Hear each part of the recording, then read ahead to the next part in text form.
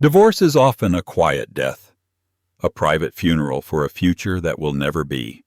But for Josephine Shaw, it was a public execution. At the most prestigious charity gala of the year, her ex-husband Brendan Cole, a man whose tech empire she helped build from their tiny apartment, stood on stage wrapped in the arms of a model half her age. He toasted his newfound success, his freedom and his upgrade, all while Josephine watched from the shadows, a ghost, at a feast celebrating her own demise. She lost her home, her friends, and her dignity that night.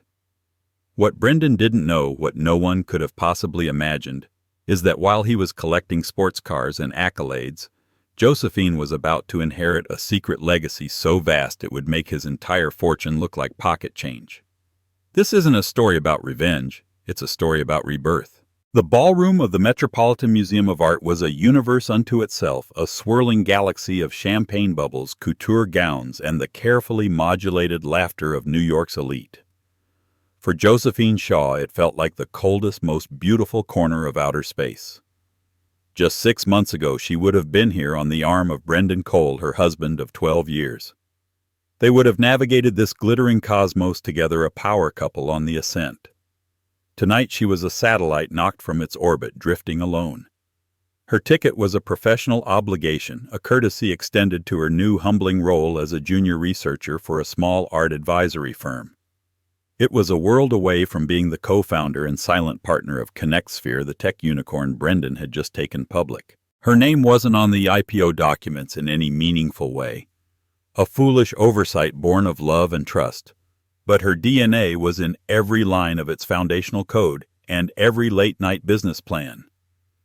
She had been the bedrock. He had been the face. Now the face was all that mattered. She saw him across the room holding court near the Temple of Dender. He was incandescent, a man plugged directly into the socket of success. His suit was a custom Tom Ford so sharp it looked like it could cut glass. On his arm was Tiffany Aspen, a 22-year-old influencer whose fame was as manufactured as the pout on her surgically enhanced lips. She dripped with diamonds that Josephine recognized, the very ones from a Van Cleef & Arpels collection she and Brendan had admired years ago, promising one day. Apparently one day had arrived just for a different woman. Josephine tried to make herself small to blend into the tapestries, but a voice slick with false sympathy found her. "Josie, my God, I almost didn't recognize you." It was Melinda Peterson, a woman who had once been her closest friend, now firmly a part of Brendan's new solar system. "It's so brave of you to come." Brave. The word was a tiny poisoned dart. It implied she was a wounded animal parading its injury.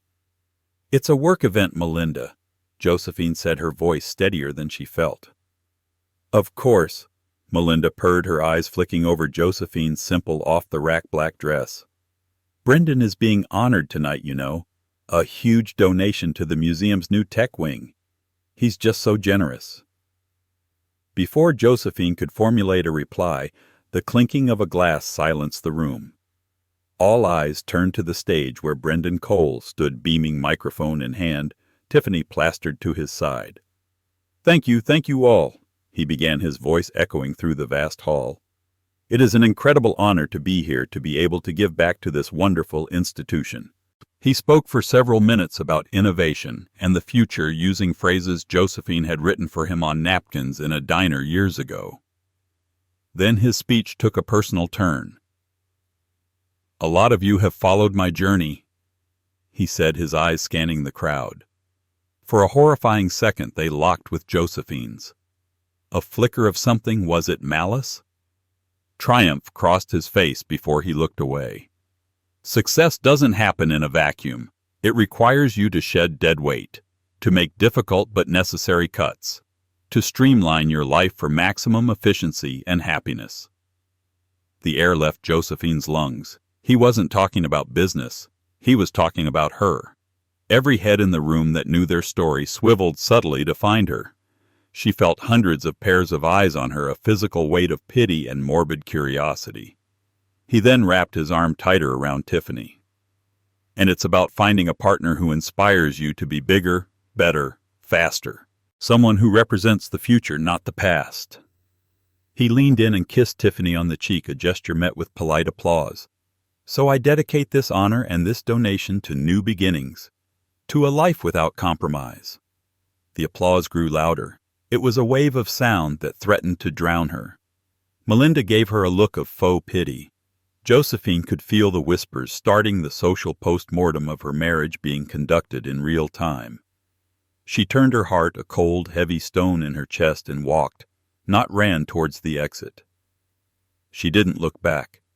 She passed valets bringing up gleaming sports cars, one of which was Brendan's new silver Aston Martin, a car he bought the day their divorce papers were signed. The cold night air hit her like a slap, but it was nothing compared to the humiliation burning under her skin. She had been publicly, surgically, and efficiently erased.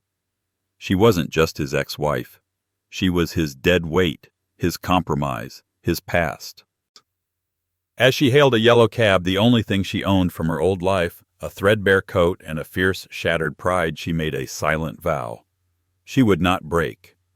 She didn't know how, but she would survive this. She had to. Brendan had shown his new world to everyone. Now she had to build one of her own, even if it started from nothing but ashes. The months that followed the gala were a study in gray. The vibrant, saturated colors of Josephine's old life, the charity balls, the gallery openings, the Tuscan holidays, faded into a monochrome existence. Her world shrank to the size of a 400-square-foot studio apartment in a walk-up in Yorkville, a neighborhood that was technically the Upper East Side but felt a world away from the Park Avenue splendor she had once called home. The prenuptial agreement, which she'd signed without a second thought in a haze of love, had been ironclad. Brendan's lawyers had been brutal and efficient. She was left with enough to survive for a year if she was frugal, a pittance designed to feel like a mercy but function as a dismissal. Her days became a routine of quiet desperation. She would wake up to the sound of garbage trucks instead of the gentle whir of a central air system. She made coffee in a sputtering second-hand machine instead of the built-in Miele espresso maker. The city, once her playground, was now a constant, painful reminder of everything she had lost. Every restaurant, every park bench, every street corner held a memory of a life that was no longer hers. The friends she had shared with Brendan evaporated like mist. Calls went unreturned. Invitations ceased. She was a social liability, a reminder of a messy divorce that people preferred to forget. The only person who remained was Chloe, a friend from college who worked as a freelance journalist. Chloe was her lifeline, showing up at her door with cheap wine and expensive outrage. "He called you dead weight," Chloe seethed one rainy Tuesday night pacing the tiny apartment. "The man who couldn't even balance his own checkbook before you automated his entire financial life. The man whose brilliant idea for ConnectSphere was something you conceptualized in your master's thesis." Josephine just shrugged, pulling her cardigan tighter around herself. "It doesn't matter, Chloe. He won. He has the money, the company, the narrative." "The narrative can be changed," Chloe insisted, her reporter instincts flaring. "We could leak the original thesis papers." "No," Josephine said firmly. "I will not be defined by him. Not as his wife and not as his victim. I just need to find my own way forward." The way forward was proving to be a steep uphill climb. Her art history degree, once a point of intellectual pride, felt useless in a world that valued scalability and profit margins. She sent out dozens of resumes to museums, galleries, and auction houses. Most went unanswered. The few interviews she landed were excruciating. The interviewers either knew who she was, their eyes filled with a thinly veiled pity, or they didn't, and questioned the 10-year gap in her employment history. "It says here you were a consultant," one interviewer at a prestigious auction house asked skeptically. "I was a foundational partner in a tech startup," she explained, trying to sound confident. "I handled strategy, initial coding, and corporate structuring." The man blinked. "But your degree is in art history. Why the shift back now?" How could she explain that she had put her own dreams on hold to build his? That she had been the architect of a life from which she was now exiled? She couldn't, so she gave a vague answer about reigniting a passion, and she never got a call back. Finally, after 3 months of dwindling savings and mounting anxiety, she caught a break. It was a small independent gallery in Chelsea Kressler Fine Arts, run by a stern, no-nonsense woman in her late 60s named Matilda Kressler. Matilda didn't care about Josephine's last name or the gossip columns. She cared that Josephine could spot the subtle inconsistencies in the brushwork of a supposed 19th century landscape painting they had on consignment. "You have a good eye," Matilda had grunted during the interview, peering at Josephine over her spectacles. "Most of the art history graduates I see these days can write a 20-page essay on gender theory in Renaissance art, but can't tell a genuine patina from a chemical wash." The job was a lifeline, but it was humbling. She was a gallery assistant and researcher. A title that meant she did everything from cataloging new acquisitions and researching provenance to making coffee and answering the phone. The pay was barely enough to cover her rent and utilities. She was 38 years old, starting over at a position usually filled by recent college graduates. There were moments of profound despair. One afternoon, while archiving old auction catalogs, she saw a photo of Brendan and Tiffany at a Sotheby's event. The caption praised his discerning eye as a new major player in the art collection world. The irony was a physical blow. Josephine had taught him everything he knew about art. She had curated the small, beautiful collection that had once hung in their home, a collection he had kept in the divorce. That evening she found herself walking aimlessly through the city. Her feet, acting on some deep subconscious memory, led her to Gramercy Park, to the block where their old townhouse stood. She stood across the street, hidden in the shadows, and looked up at the familiar windows. The lights were on, casting a warm, inviting glow. She could see silhouettes moving inside. Laughter, faint but clear, drifted out into the night. It was her home, but she was a stranger. Another woman was living her life, sleeping in her bed, enjoying the fruits of her labor. A profound loneliness washed over her, cold and absolute. It wasn't just about the money or the glamour. It was the erasure of her own history. It was as if the 12 years she had invested, loved, and built had been a dream, and she had finally brutally been shaken awake. Tears streamed down her face, hot against the cold skin of her cheeks. She was invisible. A ghost haunting the edges of a life she had created. But as she stood there shivering in the dark, a tiny resilient ember of anger began to glow within her. Anger at Brendan, at the world, but most of all at herself for ever letting her own light be so completely overshadowed by his. She would not be a ghost forever. She didn't know how, but she would find a way to be seen again. Life at the Kressler Gallery was a quiet rhythm of dust and discovery. Josephine poured herself into the work, finding a strange solace in the silent company of paintings that had witnessed centuries. Her colleagues were a small eclectic group who knew her only as Josie, the quiet but incredibly knowledgeable researcher who could trace the ownership of a Dutch still life back to the 1700s with the tenacity of a detective. For the first time in a long time, her worth wasn't tied to Brendan Cole. It was tied to her own mind. One dreary autumn afternoon, a consignment arrived that was different from their usual fare. It wasn't from a collector or another gallery, but from the estate of a recently deceased hedge fund manager. The bulk of the collection was exactly what one would expect: flashy contemporary pieces by big-name artists' investments more than expressions of passion. But tucked away in the manifest was a line item that intrigued Matilda. Lot 7B.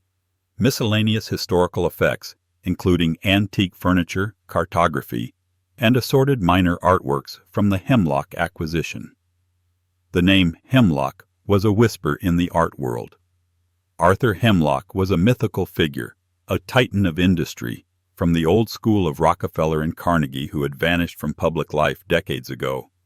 He was rumored to be an obsessive, eccentric recluse, living somewhere in a fortified estate upstate, hoarding a legendary unseen art collection. The idea that a piece of his world, however minor, was entering their gallery was a thrilling prospect.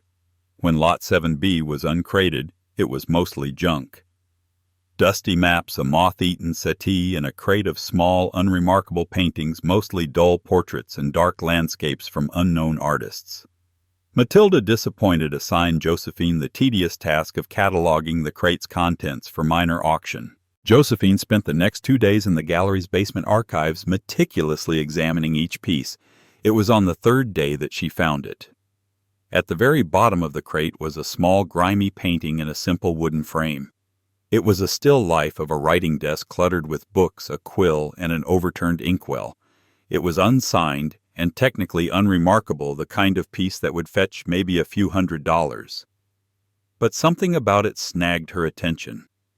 The way the light fell on a leather-bound ledger in the center of the composition was masterful. It felt deliberate. Using a magnifying glass and a soft cloth, she began to gently clean a small corner of the painted ledger.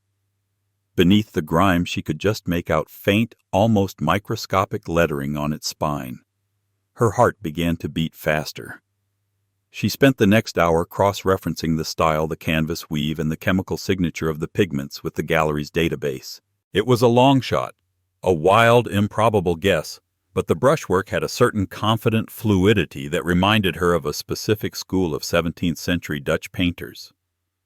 She brought the painting upstairs to Matilda.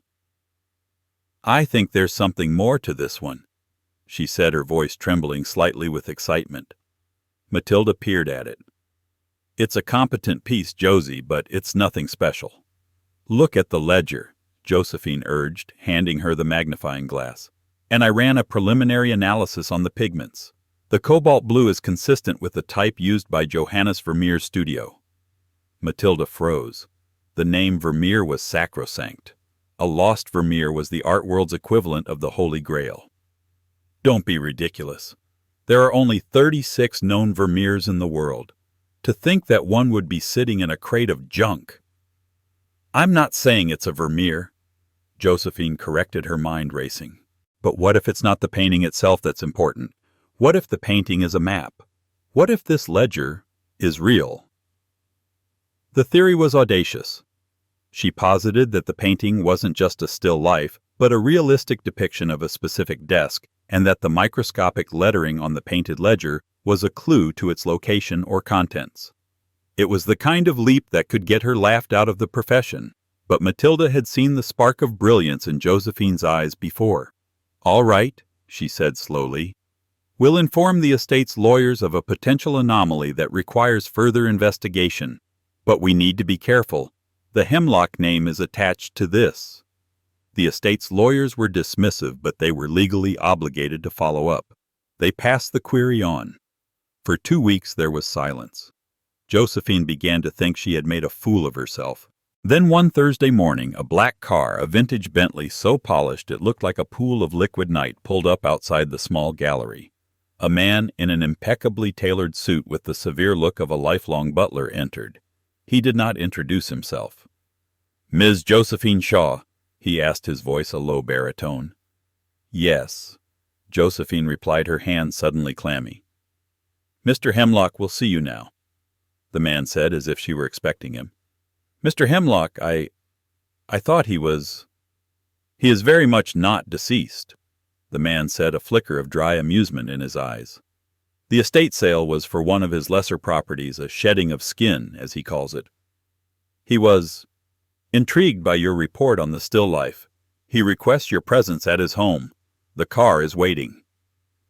Matilda Kressler looked at Josephine, her eyes wide with a mixture of terror and awe. Josephine had not discovered a lost painting. She had done something far more dangerous and far more interesting. She had gotten the attention of the dragon in his lair. As she followed the silent man out to the waiting Bentley, she felt a tremor of fear, but also a surge of exhilarating, terrifying hope. She was no longer cataloging other people's histories. She was about to step into one. The journey upstate was a 2-hour silent passage through a landscape that shifted from urban sprawl to rolling hills cloaked in autumn foliage. The Bentley moved with a serene, powerful grace, isolating Josephine from the outside world. She felt as though she were being transported to another century. The estate, when they finally arrived, was not visible from the main road. They passed through a formidable set of wrought iron gates marked only with a simple H, and drove for another 10 minutes down a winding road flanked by ancient oak trees. The house was not a modern glass and steel monstrosity, but a sprawling stone manor that seemed to have grown organically from the earth itself. It was formidable, weathered, and utterly beautiful, overlooking a vast, misty lake. The butler, whose name she learned was Peterson, led her through a grand entrance hall, not into a lavish drawing room, but down a series of quiet, book-lined corridors. The air was cool and smelled of old paper, lemon oil, and something else. Ozone, like the faint scent after a lightning strike. They finally stopped before a heavy oak door. Peterson knocked once, then opened it, gesturing for her to enter. The room was a breathtaking 2-story library, its walls lined floor to ceiling with books. A spiral staircase led to a second-floor gallery. But it wasn't the books that held Josephine's attention. Every available surface, tables, mantels, even some chairs, was covered with artifacts. Astrolabes, Renaissance sketches, Roman coins, and Egyptian statuettes. It was a museum and a laboratory all in one, and in the center of it all, seated in a high-backed leather armchair, was a man who looked as ancient and formidable as the house itself. Arthur Hemlock. He was skeletally thin, with a shock of untamed white hair and eyes that burned with a startling, ferocious intelligence. He was dressed not in a suit, but in a simple cashmere sweater and trousers. He gestured to a chair opposite him without speaking, his gaze sharp and appraising. Josephine sat her back straight, clutching her research notes. "The painting," he said, his voice a dry rasp like stones scraping together. "Tell me about it." For the next hour he grilled her. It wasn't a conversation, it was an interrogation. He didn't ask for her opinion, he demanded her reasoning. Why that specific pigment? What was the flaw in the canvas weave that suggested a later edition? How did she differentiate the brushwork from that of a known forger from the same period?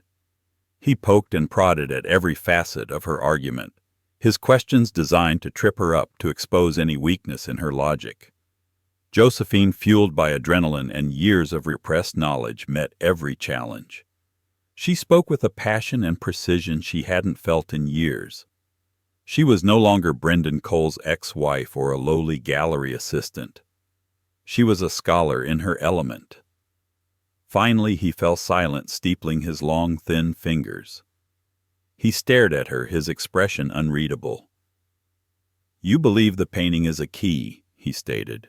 "I do," she confirmed. "A key to the location of the real ledger depicted within it, a record of some kind." He gave a slight, almost imperceptible nod. "Peterson," he called out. The butler appeared as if from nowhere. "Bring it." Peterson disappeared into an adjoining room and returned a moment later carrying a heavy leather-bound book. It was identical to the one in the painting. He placed it on the table between them. It was the real ledger. "You were correct," Hemlock said, his voice softening for the first time. "The painting was a test, one of many I have laid out over the years. A piece of bait cast into the waters of the art world, waiting for someone with a mind, not just an eye, to notice it. You are the first." He opened the ledger. Its pages were filled not with financial records, but with meticulous handwritten notes and sketches. It was a catalog, a secret comprehensive inventory of his entire collection, a collection rumored to be one of the greatest in private hands on earth. "What you see in this house," he said, gesturing around the room, "is less than 1% of what I own. The rest is elsewhere, safe. For decades I have been a guardian, a rescuer of art that would otherwise be lost, destroyed, or locked away in the tasteless vaults of men who see it only as an asset. Men like your ex-husband." Josephine flinched at the mention of Brendan, but Hemlock continued, his sharp eyes missing nothing. "Oh, I know all about you, Josephine Shaw. I made it my business to know the moment your report crossed my desk. I know what you gave up. I know what was taken from you. I know that you, not he, possess the intellect and the soul of a true custodian." He stood up, his movements slow and deliberate, and beckoned for her to follow him. He led her to a section of the library wall that appeared to be solid books. He pressed a specific volume, and a section of the bookcase swung inward, revealing a climate-controlled vault. The sight that met her eyes made her gasp. Racks upon racks of paintings stood in perfectly ordered rows. It was a forest of masterpieces. She saw a Monet she knew had been missing since World War II. A Rembrandt self-portrait she had only ever seen in textbooks. A small, exquisite sculpture by Donatello. "This is my life's work," Hemlock said quietly, his voice filled with a strange mix of pride and melancholy. "And I am dying." The words hung in the air, cold and heavy as steel. "I have no heirs who care for this. Only vultures who would sell it all to the highest bidder. I need a successor, not just an owner but a guardian, someone to continue the work, to use this collection not for personal gain, but for the preservation of beauty and history." He turned to face her, his brilliant eyes locking onto hers. "I have been testing you, Ms. Shaw, and I believe I may have found her. But this is not an offer. It is the beginning of a new, far more difficult series of tests. Are you prepared for that?" Standing in the presence of more beauty and history than she had ever imagined possible, Josephine looked at the frail, formidable man before her. He was offering her not just a job, but a purpose. A chance to build something far greater than the hollow empire she had helped create for Brendan. "Yes," she said, her voice clear and unwavering. "I am." Outside the protected world of the Hemlock estate, another man was making inquiries. Gregory Pike, the sharp-suited manager of one of Hemlock's financial firms, had noticed the unusual summons of a minor gallery employee. Pike was a man who smelled money the way sharks smell blood, and he had been positioning himself for years to be the executor of Hemlock's vast fortune. This unexpected woman, this Josephine Shaw, was an anomaly he could not account for. And Gregory Pike did not like anomalies. He began to dig into her past, determined to find a weakness he could exploit to remove this new unexpected player from the board. The test in the labyrinth was over, but the battle for its soul was just beginning. Josephine's life transformed into a strange, bifurcated existence. By day, she was still Josie, the quiet assistant at the Kressler Gallery, a job she insisted on keeping to maintain a semblance of normalcy, and more importantly, to avoid raising suspicion. But 2 or 3 times a week, the discreet Bentley would appear to whisk her away to the Hemlock estate. These visits became her real education, a secret apprenticeship with a master. Arthur Hemlock was a demanding, irascible, and brilliant teacher. He didn't just show her his collection, he forced her to understand it on a molecular level. She learned how to detect microscopic forgeries, how to navigate the treacherous, shark-infested waters of international art auctions, and how to manage the complex legal and financial structures that protected the collection. He taught her about the secret networks he used to rescue art from war-torn regions, and the quiet philanthropies he funded. It was a global operation of breathtaking scale, all run by this one frail man from his library. With each visit, Josephine's confidence grew. The timid, heartbroken woman who had fled the Met Gala was being replaced by a calm, focused professional. She began to dress with a quiet elegance, not for others, but for herself. The hollowed-out feeling in her chest was being filled with purpose. She wasn't just learning about art, she was becoming its champion. This transformation did not go unnoticed. One evening, Chloe met her for dinner at a small Italian restaurant in their neighborhood. "Okay, Spill," Chloe said, her journalist's eyes missing nothing. "You're different. There's a light on in you that's been out for a year. You're not just surviving anymore. What's going on?" Josephine, bound by a promise of absolute secrecy to Mr. Hemlock, could only offer a partial truth. "I'm consulting on a private collection," she said. "It's significant." "Significant enough to have a vintage Bentley picking you up from work," Chloe countered, raising an eyebrow. "I saw it last week. I thought you were having an affair with some ancient billionaire." Josephine laughed, a genuine, hearty laugh that felt wonderful. "Nothing like that. He's a mentor, Chloe, the kind I've been waiting for my whole life." Meanwhile, Brendan Cole's world continued its glittering trajectory.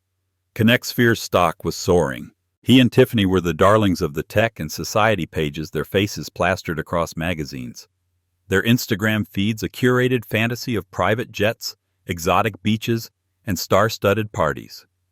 Brendan had recently made headlines with his ostentatious art purchases, spending tens of millions at Christie's on flashy, obvious pieces by Warhol and Basquiat. He was building a reputation as a collector, a man of taste and influence. The collision was inevitable. It happened at a small exclusive gallery opening in Soho. Josephine was there with Matilda Kressler, while Brendan was there with Tiffany and a small entourage. He saw her from across the room and froze. He hadn't seen her in person since the gala. He had expected her to look diminished. Instead, she looked poised, elegant, and serene. She was talking to a well-known museum curator, and they were laughing. Brendan's insecurity, the toxic engine that had always driven him, flared. He couldn't stand the thought of her being happy, of her thriving without him. He swaggered over, Tiffany in tow. "Well, well. Josephine," he said, his voice dripping with condescension. "Crawling your way back into the scene, are we? I hope you're enjoying the canapes. Probably a step up from what you're used to these days." Josephine turned to face him. The old Josephine would have flinched, would have felt a surge of shame and anger. But the new Josephine simply looked at him with a cool, placid expression. "Brendan," she said, her tone neutral. "Tiffany, you're looking well." Her calmness infuriated him. He had wanted a reaction, a confirmation of his power over her. "I just dropped 30 million on a new de Kooning," he boasted, gesturing vaguely as if the painting were in his pocket. "You always had a good eye. You'd appreciate it. Of course, you'd have to get an invitation to the penthouse to see it." The insult was clear. "You are no longer welcome in the world you helped build." Before she could reply, a quiet voice interrupted them. "I find de Kooning's later work to be rather emotionally overwrought, don't you? All fury, no substance." They all turned. It was Peterson, Arthur Hemlock's butler, standing silently beside Josephine. He was holding her coat. No one had even seen him approach. Brendan stared at the impeccably dressed, imposing man. "And who are you?" "I am the driver," Peterson said simply. Brendan's lips curled into a cruel smirk. He looked from Peterson to Josephine, his eyes alight with malicious glee. He thought he understood. "A driver? Oh, Josie, you're dating the help. I guess you have to take what you can get. How far the mighty have fallen." Tiffany giggled. Josephine didn't even blink. The insult was so far from the truth it was absurd. She saw Brendan not as a titan, but as a small, cruel boy puffed up with money and ego. "It was good to see you, Brendan," she said, her voice devoid of emotion. She turned to Peterson. "I'm ready to leave." As Peterson held the coat for her, their eyes met for a fraction of a second. It was a look of complete mutual understanding. She walked away, leaving Brendan standing there, his triumphant sneer slowly fading as he realized his words hadn't landed. He had fired a cannonball at a ghost. The encounter had an unintended consequence. It put Josephine back on the radar of Gregory Pike. Pike had been monitoring Brendan Cole, seeing him as a potential buyer for some of Hemlock's less important assets after the old man's death. He had his investigators pull the security footage from the gallery. He saw the exchange. He saw the imposing driver. He ran the plates on the Bentley. Everything clicked into place. The quiet researcher from the Kressler Gallery wasn't dating a driver. She was somehow impossibly connected directly to Arthur Hemlock himself. The threat she posed was no longer theoretical. It was immediate and immense. Pike accelerated his plans. He began using his position to subtly restrict access to Hemlock, canceling appointments with doctors he didn't control, and filtering information that reached the estate. He started a quiet smear campaign among the board members of Hemlock's foundation, painting Josephine as a manipulative gold digger, a siren who had somehow enchanted a dying, senile old man. Josephine, unaware of the corporate sharks circling, continued her work. But Arthur was growing weaker. Their sessions became shorter, his voice more strained. One afternoon, as they sat in the library looking over the secret ledger, he reached across and placed his frail, trembling hand over hers. "The work is almost done," he whispered, his brilliant eyes cloudy with pain. "There are wolves at the door, Josephine. They think I don't see them. But the lion is not yet dead. You must be ready." A chill ran down her spine. The world he had built, this priceless, beautiful legacy, was more fragile than she knew. And she was standing at its center, the unlikely guardian chosen to defend it. The final months of Arthur Hemlock's life were a race against time. The formidable Titan was fading, his physical form betraying the ferocious intellect that still burned within. His doctors, the ones Gregory Pike allowed through, spoke in hushed, somber tones. Josephine's visits to the estate became more frequent, the pretense of her life in the city falling away as the reality of her responsibilities grew. Their work shifted from art history to strategy. In the great library, which now felt more like a war room, Arthur, often propped up by pillows in his armchair, would guide her through the intricate web of his empire. He showed her the hidden accounts that funded the entire operation, the network of loyal agents across the globe, and the legal firewalls he had constructed over 50 years to protect his legacy from men like Pike and from the grasping hands of his own distant, avaricious relatives. "They see a collection of objects," he rasped one afternoon, the effort of speaking leaving him breathless. "They see price tags. They don't see the stories. They don't see the human history bound up in the canvas and stone. You do. That is why it must be you." Josephine spent hours memorizing names, codes, and protocols.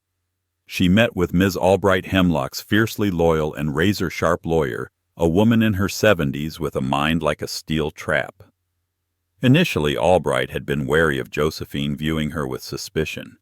But as she witnessed Josephine's intelligence, her dedication, and her genuine love for the collection, her skepticism transformed into a formidable alliance. "Arthur has made many brilliant decisions in his life," Ms. Albright told Josephine during a private meeting. "Choosing you may be his most brilliant of all."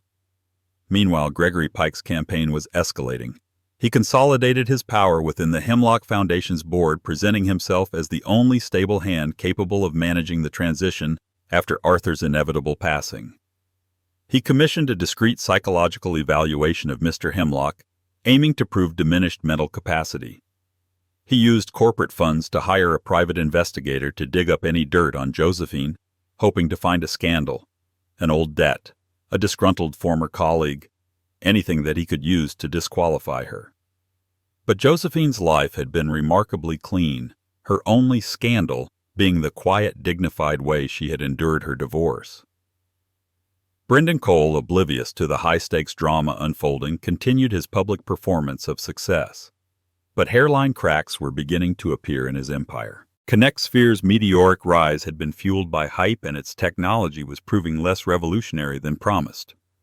Competitors were emerging. The stock, once a rocket, was beginning to wobble. To project an image of unshakable confidence, Brendan doubled down on his lavish spending.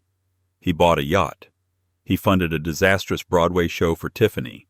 And he continued to buy art, paying absurd headline-grabbing prices to prove he was a cultural force. The final conversation between Josephine and Arthur was quiet and profound. He was confined to his bed, the great library visible through the open doorway. The autumn light streamed through the windows, illuminating the dust motes dancing in the air. "Are you afraid?" Josephine asked softly, holding his hand. It felt as fragile as a bird's wing. He was silent for a long moment. "I am not afraid of dying," he said, his voice a mere whisper. "I am afraid of being forgotten. Not me, Arthur Hemlock. The work. The idea that beauty is not a commodity but a necessity. A light. Don't let them extinguish the light, Josephine." "I won't," she promised, her voice thick with emotion. "I will protect it with my life." He smiled, a faint, peaceful expression. "Good," he whispered. "Then the lion can sleep." Arthur Hemlock died 2 days later peacefully in the house he loved, surrounded by the history he had saved. The news of his death sent shockwaves through the financial and art worlds. The speculation was rampant. His fortune was estimated to be in the tens of billions, and his art collection was simply priceless. Gregory Pike immediately made his move, issuing a statement as the acting head of the Hemlock Foundation, assuring everyone of a stable and orderly transition. He summoned the distant relatives, a collection of cousins and grandnephews who hadn't seen Arthur in decades, and prepared for the reading of the will. He felt a surge of absolute triumph. He had outmaneuvered everyone. The senile old man was gone, and the nobody ex-wife would be swatted away like a fly. The reading of the will was scheduled to take place in the main conference room of the Hemlock Foundation's downtown Manhattan office. It was a cold, impersonal space, all chrome and black leather, a stark contrast to the warm, book-lined rooms of the estate. Josephine arrived alone, dressed in a simple, elegant black suit. She walked into a room thick with tension and greed. The relatives were clustered together, whispering excitedly. Gregory Pike sat at the head of the table, looking every inch the corporate king on his coronation day. He gave Josephine a dismissive, pitying smirk as she took a seat at the far end of the table. He saw her as a pathetic, deluded woman about to have her fantasy crushed. Ms. Albright entered, her face an impassive mask, and sat next to Pike. She carried a single thick, leather-bound portfolio. She cleared her throat, and the room fell silent. "We are gathered for the last will and testament of Mr. Arthur Hemlock," she began, her voice crisp and clear. "It is, I must say, a most precise and detailed document." She started with the minor bequests. The relatives leaned forward, their eyes gleaming. A second cousin was left a trust fund of $1 million. A grandnephew another $1 million. They looked disappointed, having expected much more. Peterson, the loyal butler, was granted the manor house itself and a pension that would allow him to live in comfort for the rest of his life. Then Ms. Albright turned to the foundation. "To the Hemlock Foundation," she read. "Mr. Hemlock leaves a continuing endowment of $500 million to be managed by its board of directors for its stated philanthropic purposes." Pike straightened his tie, a triumphant smile playing on his lips. He had control of the board. This was it.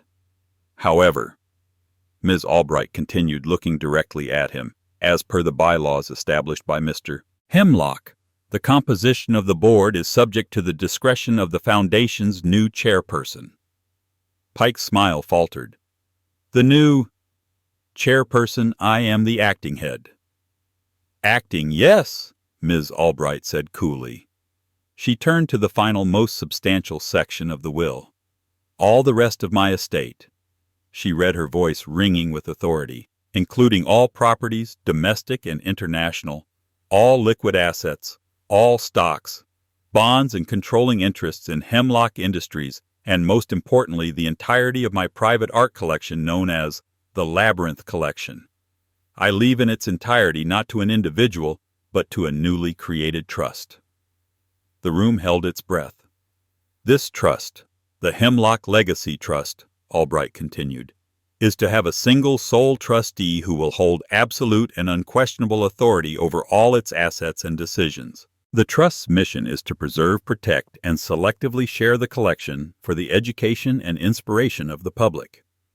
This sole trustee is also named effective immediately as the permanent chairperson of the Hemlock Foundation, with the full authority to dismiss and appoint board members at will." Ms. Albright paused, letting the weight of her words settle. She looked around the room at the stunned faces of the relatives, at the apoplectic, reddening face of Gregory Pike. Finally, her eyes rested on the quiet woman at the end of the table.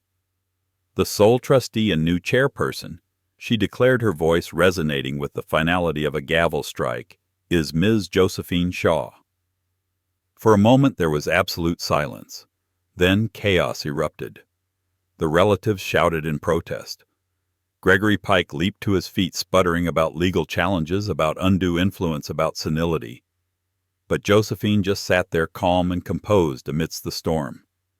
She wasn't a billionaire. She was a guardian, a steward, a queen of a secret kingdom tasked with a sacred mission. The legacy wasn't just money and art. It was a purpose so profound it made Brendan Cole's entire gaudy world seem like a child's sandcastle about to be washed away by the tide. She had walked into this room as an invisible woman. She would walk out as one of the most powerful and important figures in the art world. The lion was gone, but the lioness was ready to rule. The fallout from the will reading was seismic. Gregory Pike, humiliated and enraged, immediately filed a lawsuit alleging everything from diminished capacity to elder abuse. The distant relatives joined him, creating a cacophony of legal threats that made headlines in the financial press. Mysterious ex-wife inherits reclusive billionaire's entire fortune. The narrative they tried to spin was the one Pike had been cultivating for months, that Josephine was a cunning predator who had taken advantage of a lonely old man. But Arthur Hemlock and Ms. Albright had been preparing for this war for years. They had compiled a mountain of evidence to preempt any challenge. There were hours of video-recorded conversations between Arthur and Josephine where he, lucid and sharp, detailed his reasoning for choosing her. There were multiple psychiatric evaluations, all conducted by leading specialists, affirming his soundness of mind up to his final days. There was a trail of correspondence and detailed notes in his own hand outlining his grand vision and Josephine's role within it. Pike's lawsuit was not just dismissed. It was annihilated in a summary judgment. The judge was so unimpressed with his frivolous claims that he took the unusual step of ordering Pike and the relatives to pay Josephine's legal fees. Pike's career was ruined, his reputation shattered. He was fired from the foundation's board by its new chairperson, Josephine's first official act, and vanished into obscurity. While the legal battle raged in the papers Josephine was working, she moved into the Hemlock estate not as its owner but as its custodian.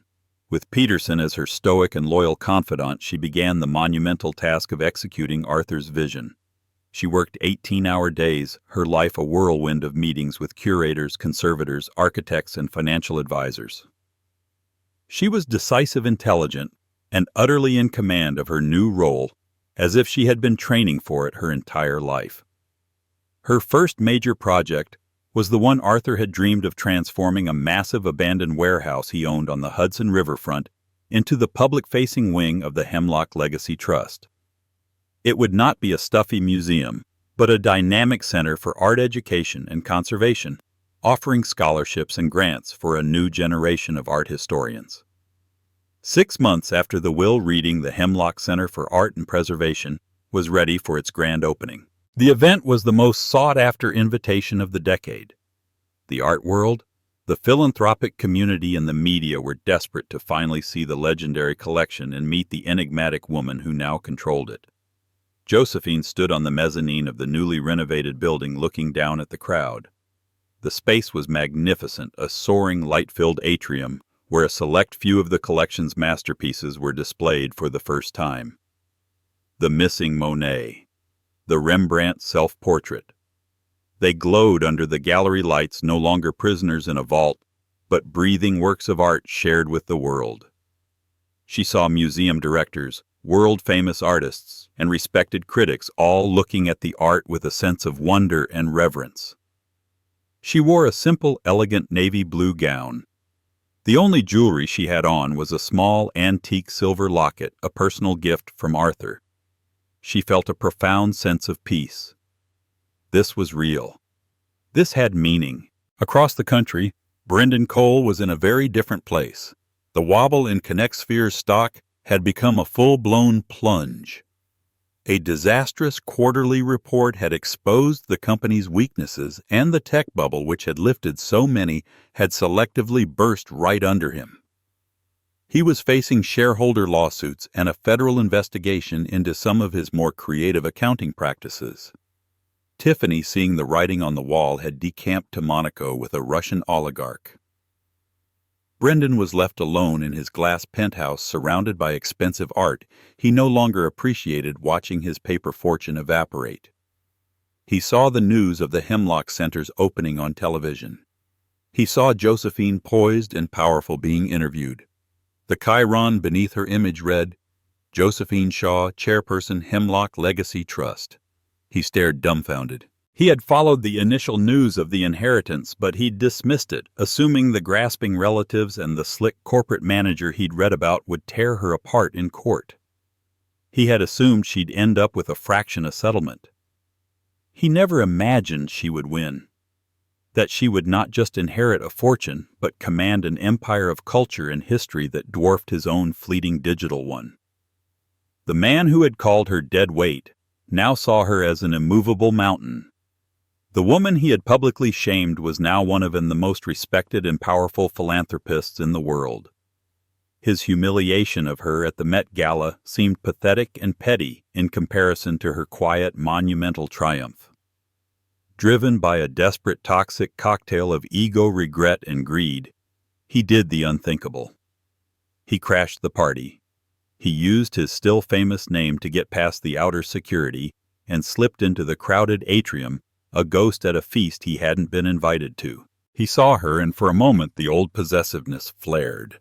He still saw her as his Josie, the woman who had made his coffee and typed his business plans. He approached her as she finished a conversation with the director of the Louvre. "Josephine," he said, his voice strained. She turned. There was no surprise in her eyes, no anger, just a faint, weary recognition. "Brendan, you shouldn't be here." "I had to see it for myself," he stammered, looking around at the priceless art. "Josie, what you've done. It's incredible. We always talked about doing something like this, remember? It was a pathetic attempt to rewrite history to insert himself into her narrative." "No, Brendan," she said, her voice soft but firm as steel. "You talked about buying things. This isn't about buying. It's about preserving." "I get that now," he said, moving closer. "I've made mistakes. I was an idiot. The money, the fame. It went to my head. I lost the most important thing in my life. I lost you." His eyes were pleading. Maybe we could start again? We were always a great team." Josephine looked at this man, this shell of a person whose entire identity was built on wealth and status, both of which were now crumbling. She felt nothing. Not hatred, not love, not even pity. Just nothing. He was a stranger from a former life, a ghost whose power over her had long since vanished. "You're right about one thing," she said. "We were a team. I was the architect and you were the salesman. But I'm not building for you anymore, Brendan." She didn't raise her voice. She didn't need to. Her calm finality was more devastating than any shout. "The person you're looking for doesn't exist anymore," she continued. "You erased her, and I should thank you for that, because the woman who grew in her place is infinitely stronger." She gave him a small final nod, a gesture of dismissal, not of farewell. Then she turned her back on him and walked away, moving through the crowd to greet a group of scholarship students, their young faces bright with awe and excitement. She was their future. Brendan stood alone in the middle of the grand hall, a relic of a past she had transcended. He was surrounded by $1 billion worth of beauty, but all he could feel was the crushing weight of his own worthlessness. He had tried to execute her publicly, but he had only succeeded in executing himself. Josephine Shaw didn't need to walk away with a billionaire legacy to win. She just needed to walk away from him. The legacy was simply the universe's way of balancing the books. In the end, Brendan Cole's world of flashing cameras and fleeting stock prices crumbled to dust, a cautionary tale of a man who gained a fortune and lost his soul. But for Josephine Shaw, her story was never about the money. It was about reclaiming a voice that had been silenced and a purpose that had been buried. The billionaire legacy she inherited wasn't a prize. It was a responsibility she had unknowingly been preparing for her entire life. She transformed her pain into power, her knowledge into a gift for the world, proving that true wealth isn't measured in bank accounts or shiny possessions, but in the legacy of beauty, knowledge, and kindness you leave behind. She didn't just get a new life. She built a new world, one where her value was finally indisputably her own. If Josephine's incredible journey from heartbreak to triumph inspired you, please give this video a like to show your support. Share it with someone who needs a reminder that it's never too late to start over and build something magnificent. And don't forget to subscribe to our channel for more unforgettable stories of resilience, justice, and the ultimate victory of the human spirit. Thank you for listening.